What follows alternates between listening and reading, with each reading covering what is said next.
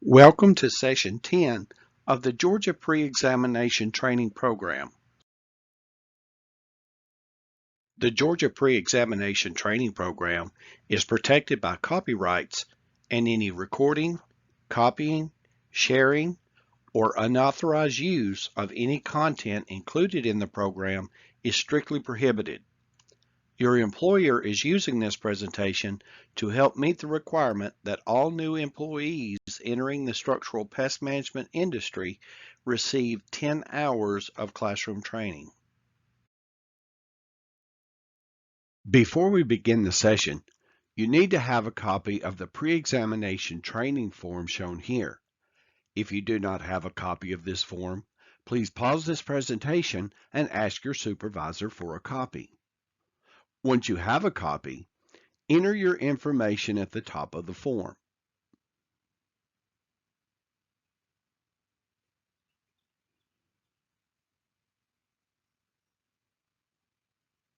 Also, enter today's date on the date line for Session 10.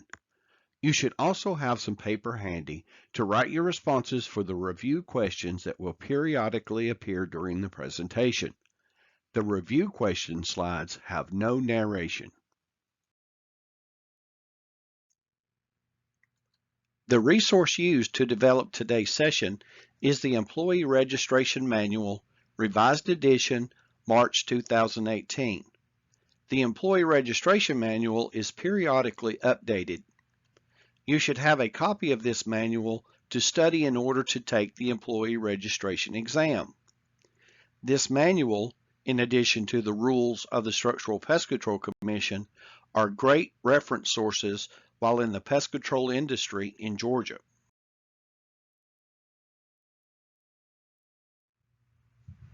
The National Pesticide Applicator Certification Core Manual, 2nd edition 2014, was also used in the development of this presentation.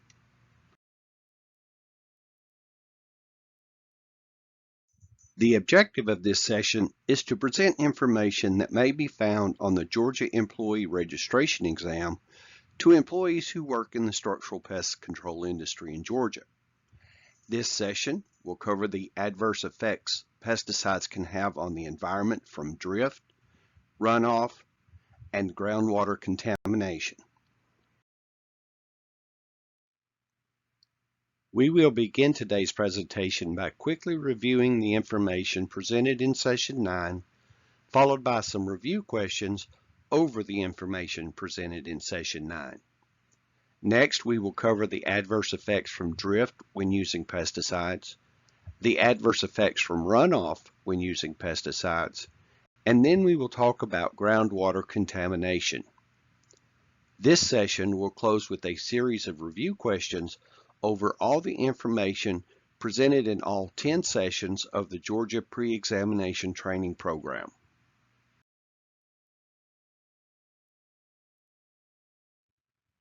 In Session 9, we learned that by their very nature, all pesticides are toxic. Exposures to pesticides can cause a person to have signs and symptoms of pesticide poisoning. There are two types of toxic reactions when exposed to pesticides: acute toxicity and chronic toxicity. Acute toxicity typically results in rapid development of signs and symptoms after a single exposure event and usually within 14 hours of the exposure. And chronic toxicity typically results after repeated exposures over a long period of time.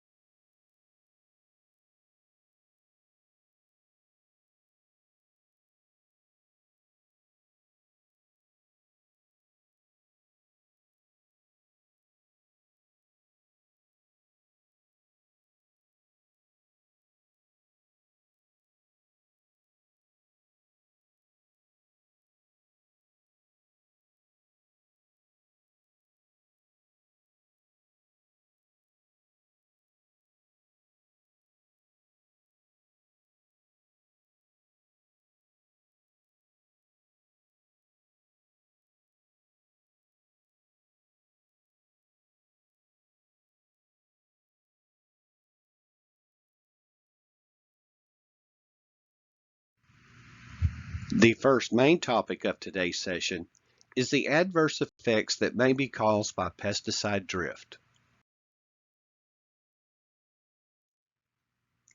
When we talk about protecting the environment, we must know what the environment is.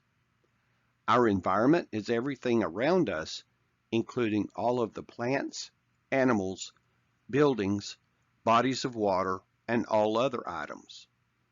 As a pest management professional, we provide services that protect the environment by protecting people and property by controlling harmful pests, understanding the importance of minimizing environmental risk when using pesticides, and by knowing, understanding, and following all of the good application practices when we use pesticides.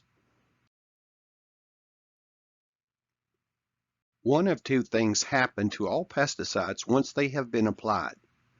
The pesticide can break down to a non-toxic substance, or the pesticide can move in the environment.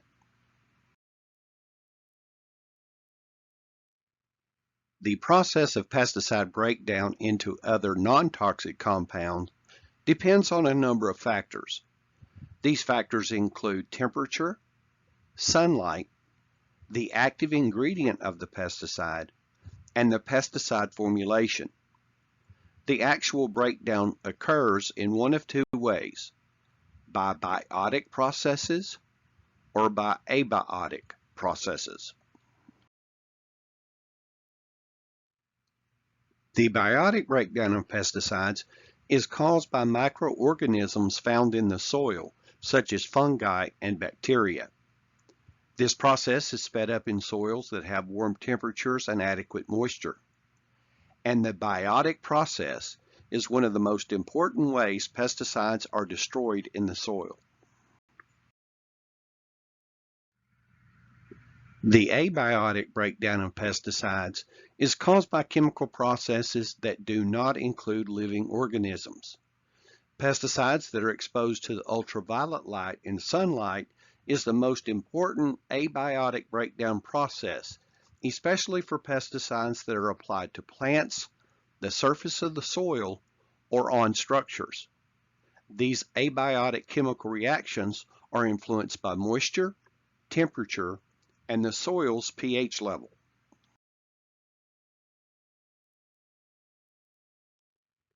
As soon as a pesticide is applied, it is subject to being moved around in the environment, and this movement may be caused by drift, runoff, and leaching.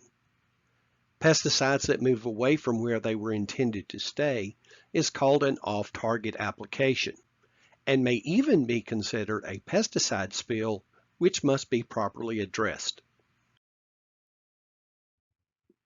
Movement of pesticide applications by air currents is called drift. Pesticide drift outside is typically caused by the wind.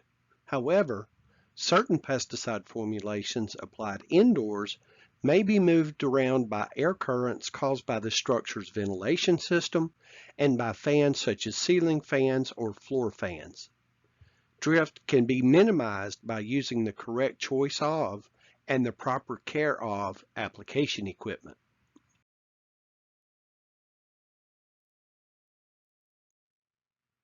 The general rule regarding drift is the greater the wind speed, the greater the chances of drift occurring. Another general rule is the greater the wind speed, the further the pesticide drift. Once a pesticide is released into the air, it cannot be controlled. There are many factors that influence the chances of pesticide drift. The particle size of the pesticide is one factor. The smaller the particle size, the greater the chances of drift. Particle size is determined by two things: the size of the nozzle opening of your application equipment and the pressure of your application equipment. The distance above the treated surface at which the pesticide is released is another factor. Spraying a pesticide close to the treated surface will reduce the chances of drift. The angle of the pesticide release is another factor. A pesticide that is sprayed up into the air has a greater chance of drifting than a pesticide that is sprayed downward. Another factor is the pressure generated by the application equipment. You should use the minimum amount of pressure that is required to apply the pesticide to the target area. So, you should consider the proper nozzle opening, pressure, spray angle, and the height above the target area before you apply a liquid pesticide formulation. If a pesticide formulation is changed from a liquid or solid into a gas, this process is called volatilization, which can result in vapor drift. Unlike spray drift, vapor drift cannot be seen. The chances of volatilization and vapor drift increases when it is very hot, the humidity is low, and the particle size of the spray is small. Pesticide applications that create vapors inside structures can injure occupants or sensitive people, such as children, the elderly, or people with reduced immune systems caused by disease and/or illnesses.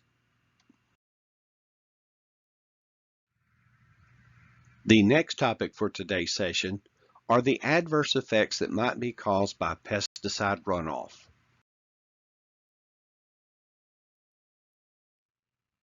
When pesticides are applied into the soil or onto the surface of the soil, the physical and chemical properties of the soil interact with the pesticide's active ingredients. The term adsorption is not the same as absorption. Adsorption is when a pesticide's active ingredient binds to the surface of a soil particle. Different types of soils have different rates of adsorption. Soils that have a higher organic matter, or clay soils, are more adsorptive than sandy soils. Pesticides that absorb to the soil particles are less likely to move unless the soil particle itself is moved. Soil particles can be moved by wind and/or water. The term runoff is used to describe when a pesticide moves with water, which is carried across a sloping surface where the pesticide is mixed with the water, or with soil particles that are moved with the water that have pesticides attached to their surface. Runoff can damage non-target plants and animals, or contaminate surface water or groundwater. The term leaching is used to describe when pesticides move down through the soil layers with water. There are different types of soils. Sandy soils and coarse soils such as gravel have a low absorptive rate, which increases the likelihood of leaching. Pesticide leaching can also lead to contamination of groundwater. Groundwater is a major source of drinking water for the general public, so leaching is a major concern. Areas where there is a greater risk of groundwater contamination include areas that are treated with a high concentration or volume of pesticides, in pesticide mixing and loading sites, in pesticide waste disposal areas, as well as areas where pesticide spills have occurred. Groundwater contamination is the final topic of today's presentation.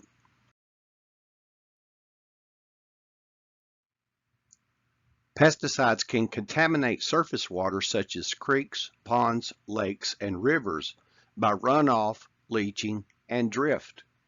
These risks should be considered before making any application near surface water by checking pesticide label instructions.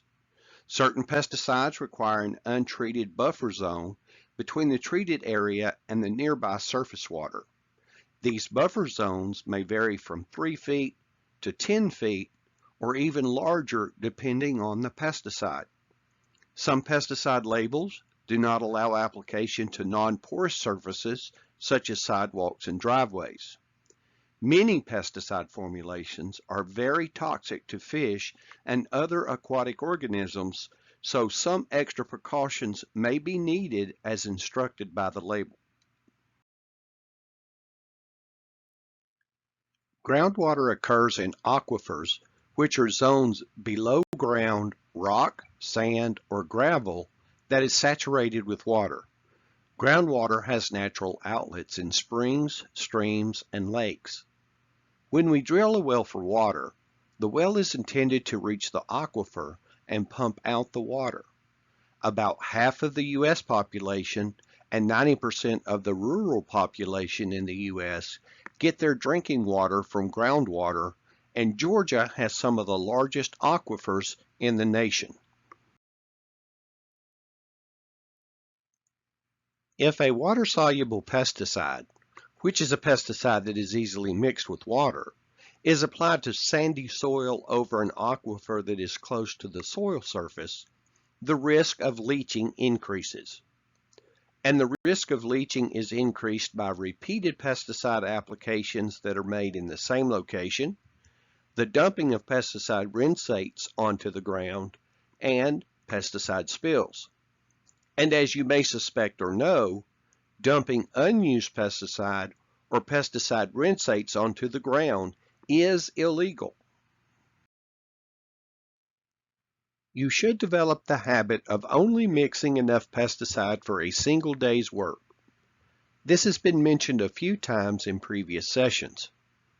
If you have any additional pesticide remaining after servicing your last account for the day, you may be able to apply this pesticide around the outside of structures if allowed by the pesticide label. Leaving leftover pesticides, or even the rinse water from where you have cleaned your equipment, in your equipment overnight is not recommended for a number of reasons, including the chances that the leftover pesticide may break down overnight and not be effective the following day.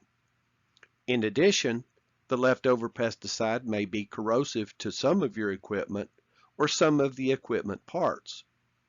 Another important reason for not leaving pesticides in your equipment overnight, especially during the wintertime, is to eliminate the chances of the pesticide freezing and bursting your equipment. You must never leave pesticides or pesticide containers at an application site. The proper way to dispose of pesticide containers will vary from pesticide to pesticide. Most, if not all liquid pesticide containers can be triple rinsed. The triple rinse method includes the following steps. First, allow the empty pesticide container to drain into your application equipment for 30 seconds. Fill the container about 1/4 full of water, replace the lid, and shake or rotate the container for 30 seconds so that the rinse water reaches all of the inside surfaces. Empty this rinse water into your equipment and let it drain for 30 seconds. Repeat the rinsing and draining steps 2 more times.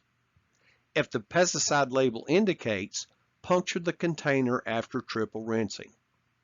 The container is no longer considered a toxic waste and may be disposed of in the regular trash or a dumpster. Your employer may have a policy that all empty pesticide containers must be disposed of at the company location. Another option for rinsing a pesticide container is by pressure rinsing using a special nozzle that attaches to a garden hose and punctures the pesticide container. Once the rinse water runs clear from the container into the equipment, the container has been properly rinsed.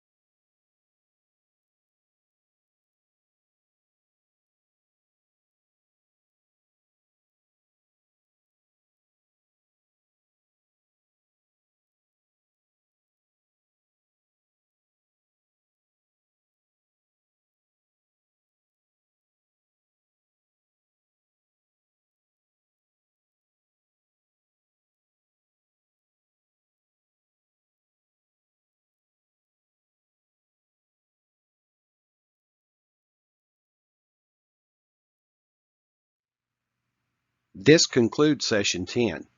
Congratulations! You have completed the final session of the Georgia Pre-Examination Training Program. Please notify your supervisor that you have completed this session. I want to wish you good luck in your new career in the structural pest management industry as a pest management professional.